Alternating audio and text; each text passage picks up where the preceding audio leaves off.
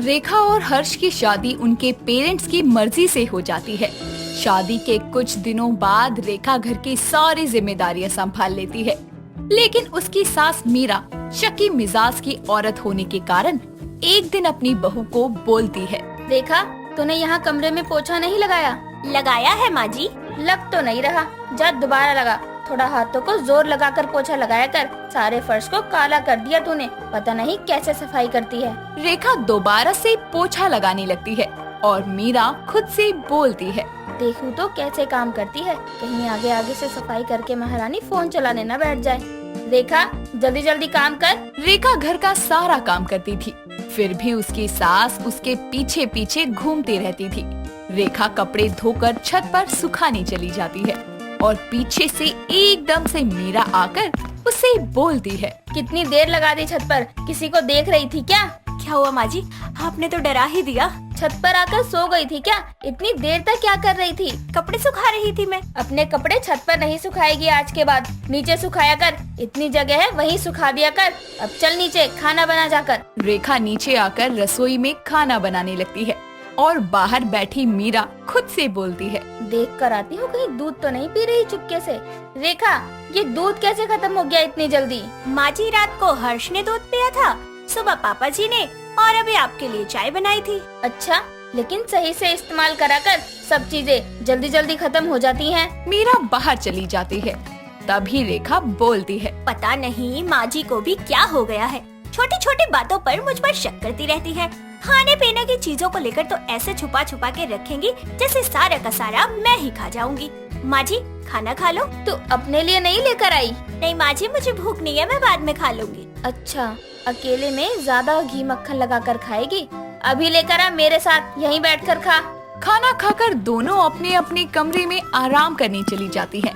शाम होते ही रेखा के ससुर जब घर आते हैं तो उनके आते ही मीरा बोलती है, ससुर जी आ रहे हैं तेरे, इधर हो जल्दी से और मुंह ढक ले, चाय बना कर ले आ। खाना बनाने की भी तैयारी कर लियो और जब कोई आए तो जमीन पर ही बैठा कर। ठीक है माँ जी। ऐसे ही कुछ दिन बाद रेखा अपनी सास को बोलती है, माँ जी, बहुत दिन हो गए हैं मुझे मार्केट गए हुए, मेरा मेकअप का सामान भी खत्म हो गया है, एक भी लिपस्टिक नहीं है मेरे पास। गली में आता तो है वो रेडी पर, उससे ले लियो, आएगा ना मैं लेकर रख लूंगी। माँ जी, वो बेकार होती हैं, 10 पीस वाली लिपस्टिक मैंने कभी नहीं लगाई।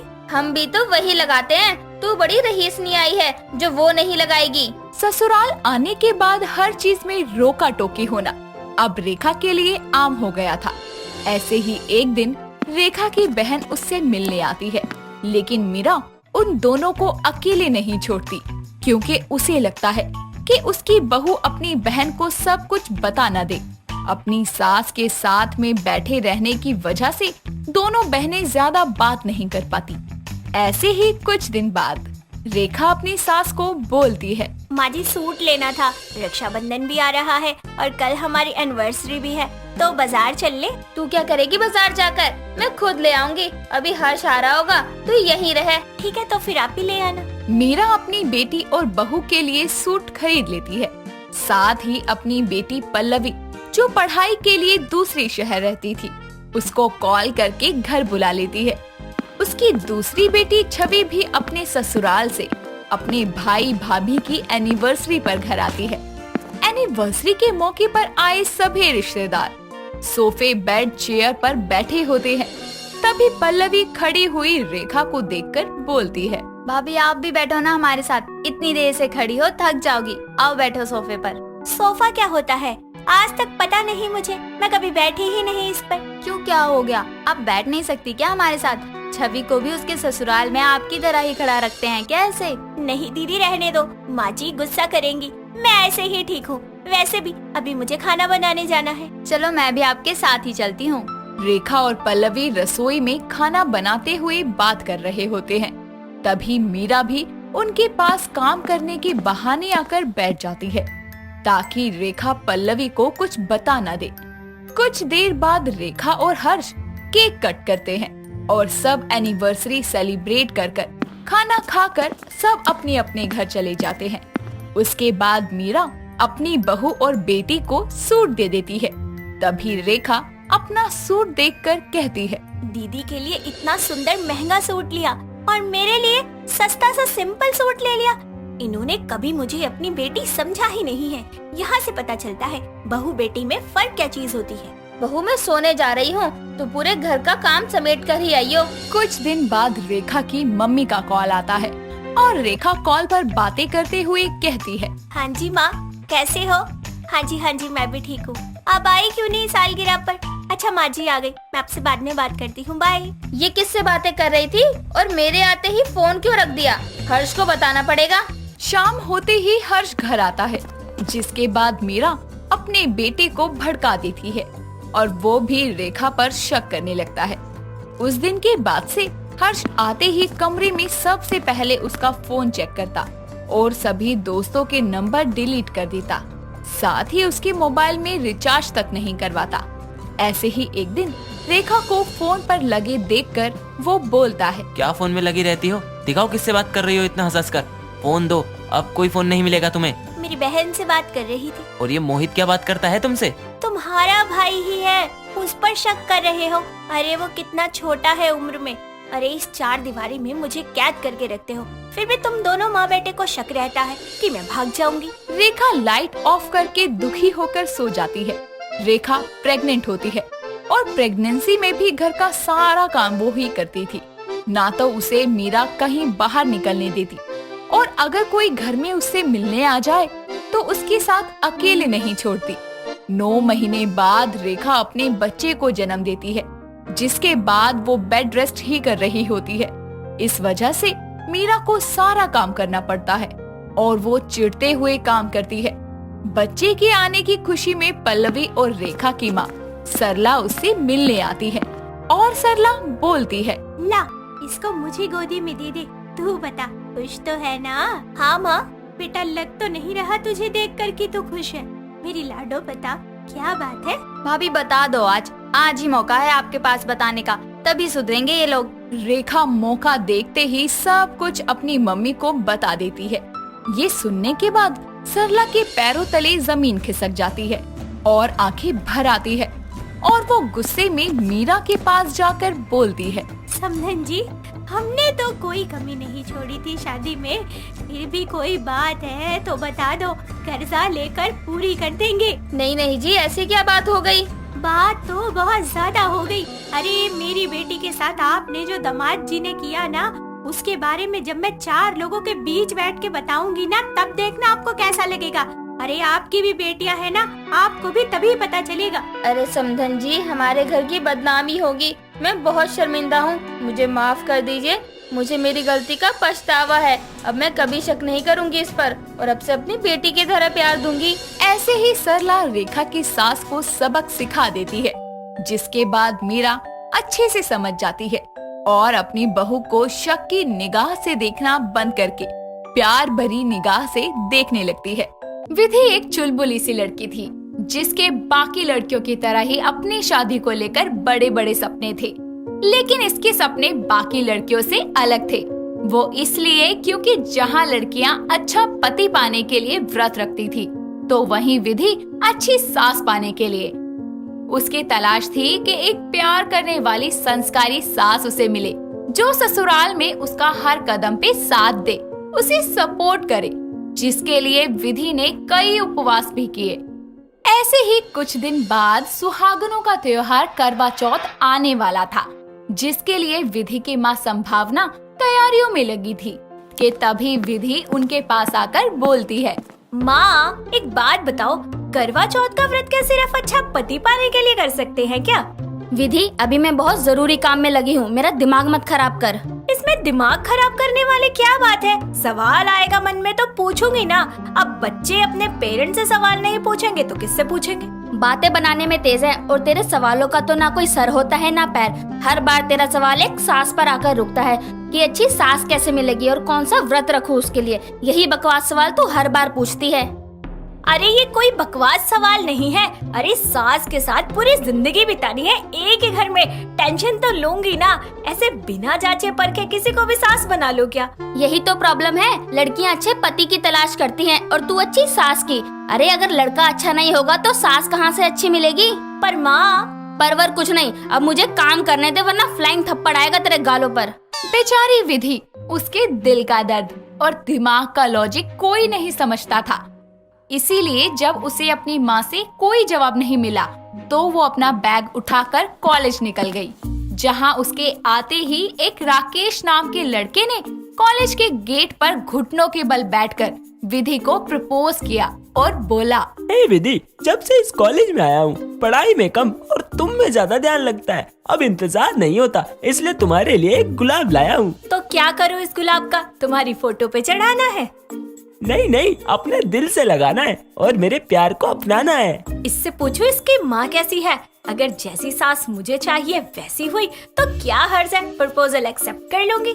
जवाब मुझे दो विधि, खुद को नहीं। ये बताओ तुम्हारी माँ है?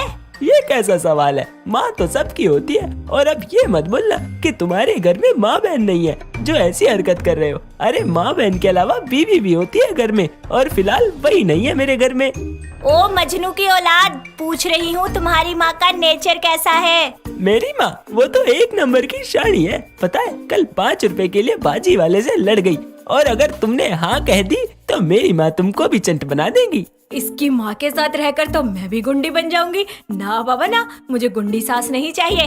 अबे ओ ढक्कन सुन, कॉलेज में पढ़ने आता है ना तो पढ़ाई कर, देश का नाम रोशन कर, समझा? ये आश की मत कर, हट साइड में। विधि उस लड़के को उसकी माँ की वजह से ठुकरा देती है, क्योंकि विधि को एक अच्छे पति की नहीं बल्कि एक अच्छी सास की तलाश थी, जिसके लिए वो कॉलेज में अपनी दोस्त रिया से अपनी परेशानी बताते हुए बोलती है, यार रिया, मेरी एक हेल्प करना। हाँ हाँ बता, क्या हेल्प चाहिए? यार मुझे ना एक अच्छी सास की तलाश है, पता नहीं वो तलाश कब खत्म होगी। क्या तुझे अच्छी सास चाहिए? क्यों, पति बुरा भी चलेगा क्या? अबे यार, सास अच्छी होगी तो ऑफ कोर्स उसका बेटा भी अच्छा होगा। अच्छी माँ अपने बच्चे में बुरे संस्कार थोड़ी ना भरेगी। हाँ वो तो है, पर तू एक अच्छा लड़का ढूंढना, अच्छी सास तो मुफ्त में मिल जाएगी। और वैसे भी सास जैसी भी हो, कौन सा जिंदगी भर साथ रहेगी, रहना तो पति के साथ ही है, इसलिए मेरी मान और एक अच्छा लड़का ढूंढ। यार देख, पति चला जाता है सुबह काम पर, शाम को आता है, लेकिन सारा दिन तो घर में सास के साथ रहना पड़ता है ना।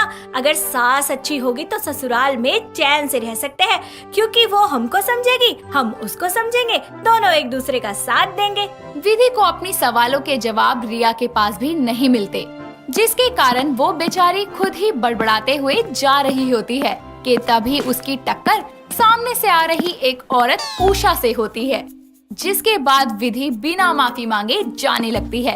तो उषा उससे बोलती है, बेटा गलती कर दी कोई नहीं, लेकिन माफी तो मांग लो। माफी? किस बात की माफी? गलती आपकी है, आप मुझसे टकराई है तो सॉरी आप बोलो, मैं क्यों बोलूं? अपनी ख्याली दुनिया में तुम चल रही थी, मैं नहीं। चलो, आजकल की लड़कियों में वैसे भी तमीज कहाँ है, इसीलिए मुझे माफ करना कि मैं तुमसे टकरा गई। गलती आपकी है तो माफी भी आप ही मांगोगी ना। और रही बात तमीज की, तो मुझे दिख रहा है आंटी कि आप कितनी तमीजदार हैं। विधि उस अनजान औरत से बहस करके घर निकल जाती है, जहाँ उसके बचपन का दोस्त अमन उसे मिलने आया होता है, और उसको देखकर वो खुशी में उसे गले लगाते हुए बोलती है, ओए तू यहाँ, साले इतने सालों बाद मेरी याद आई है। विधि की ये बात सुनकर उसकी माँ उससे बोलती है, विधि ये कैसी भाषा इस्तेमाल कर रही है, दिन पर दिन बदतमीज होती जा रही है। माँ, ये मेरा बचपन का दोस्त है, इसे भी अब तमीज से बुलाऊंगी क्या? हाँ, दूसरों से तमीज एक्सेप्ट करती है, पहले खुद तो देना सीख। कोई नहीं आंटी, आज के लिए इसको माफ कर दो, अगली बार से ऐसा नहीं करेगी। और विधि मैं यहाँ किसी खास वजह से आया हूँ। क्या? देखो, मैं तुमको बचपन से पसंद करता था, लेकिन कभी कह नहीं पाया, लेकिन कॉलेज में आकर एहसास हुआ कि पहले अपने पैरों पर खड़ा हो जाऊं, ताकि तुमको प्रपोज करने के टाइम ये बात ना हो कि लड़का कुछ नहीं करता। अच्छा जी, तो अब क्या इरादा है? यही इरादा है कि I love you, will you marry me? तुम सच में मुझसे शादी करना चाहते हो? जी मैडम, तो अब बताइए अपना फैसला। इसका फैसला छोड़ो बेटा, मुझे तो तुम बहुत पसंद हो, मेरी तरफ से तो हाँ है। पर आंटी, शादी तो आपकी बेटी से करनी है, इसलिए उसको भी बोलिए ना कि हाँ करे। संभावना भी विधि को अमन का प्रपोजल एक्सेप्ट करने की बोलती है, लेकिन विधि सबकी बातों को नकारते हुए बोलती है, अमन वो बचपन की बात थी, हालांकि मैं तुमको पसंद करती थी और आज भी करती हूँ, लेकिन अब मुझे एक आदर्श पति नहीं बल्कि एक अच्छी सास चाहिए। इसलिए अगर तुम्हारी मम्मी मुझे पसंद आई तो मैं तुम्हें हाँ कर दूंगी। क्या? वैसे बात थोड़ी अजीब है, पर कोई नहीं। मेरी माँ दुनिया की बेस्ट माँ है एंड आई नो वो तुम्हारे लिए एक बेस्ट सास साबित होंगी। ऐसी बात है तो कल ही अपनी मम्मी को ले आओ, रिश्ता पक्का कर दो और मुझे दुल्हन बनाकर अपने साथ ले जाओ। विधि की बात मानते हुए अमन अगले दिन अपनी माँ उषा के साथ उसके घर आता है। उषा वही औरत थी जिससे विधि ने बहुत बदतमीजी से बात की थी। इसीलिए जैसे ही विधि नाश्ता लेकर आती है तो उषा खड़े होकर अपने बेटे से बोलती है, अमन, ये है तेरी पसंद? ये तुम्हारी माँ है? माँ, विधि, क्या हुआ? आप दोनों एक दूसरे को पहले से जानते हो क्या? हाँ, बहुत अच्छी मुलाकात हुई थी मेरी इस बदतमीज लड़की से। उषा अपने बेटे अमन को कल की सारी बात बताती है, जिसके बाद विधि भी सारी बात सुनकर बोलती है, गलती तुम्हारी माँ की थी, ऊपर से मुझे अकड़ दिखा रही थी, इसीलिए सॉरी अमन, मैं ये शादी नहीं कर सकती। एक मिनट विधि, तुमने कहा था तुमको एक अच्छी समझदार सास की तलाश है, पर यार पहले खुद तो वैसी बनो। तुमने मेरी माँ से बदतमीजी से बात की, और तो और तुम्हारे बात करने के लहजे में तमीज तो दूर दूर तक नहीं दिखती। फिर भी मैं तुमसे प्यार करता हूँ, इसलिए शादी करना चाहता था। लेकिन तुमको भी ये समझना चाहिए कि अगर हमारी लाइफ में अच्छे लोग चाहिए तो पहले खुद अच्छा बनना पड़ता है। अमन सही कह रहा है, गलती तेरी थी, फिर भी तूने अकड़ दिखाई। इसलिए एक अच्छी सास की तलाश से पहले अपने अंदर एक अच्छी बहू को तलाश कर, क्योंकि जैसी तू रहेगी वैसे ही तेरे साथ तेरी सास रहेगी। अमन और अपनी माँ की बात सुनकर विधि को अपनी गलती का एहसास होता है, साथ ही उसको अपने बर्ताव पर शर्म आती है। इसीलिए वो उषा से माफी मांगती है और ये वादा करती है कि वो एक अच्छी बहू बन के दिखाएगी, ताकि उसकी सास भी हमेशा उसके साथ अच्छी रहे। इसी के साथ उसकी अच्छी सास की तलाश खुद को एक अच्छी बहू बनाने पर खत्म होती है, क्योंकि वो ये बात जान चुकी थी कि एक अच्छी सास तो तब मिलेगी जब वो एक अच्छी बहू बनेगी। दोस्तों, अगर आपको ये कहानी पसंद आई तो इसे लाइक करें, शेयर करें और कमेंट करके बताएं कि कहानी में आपको सबसे अच्छा क्या लगा।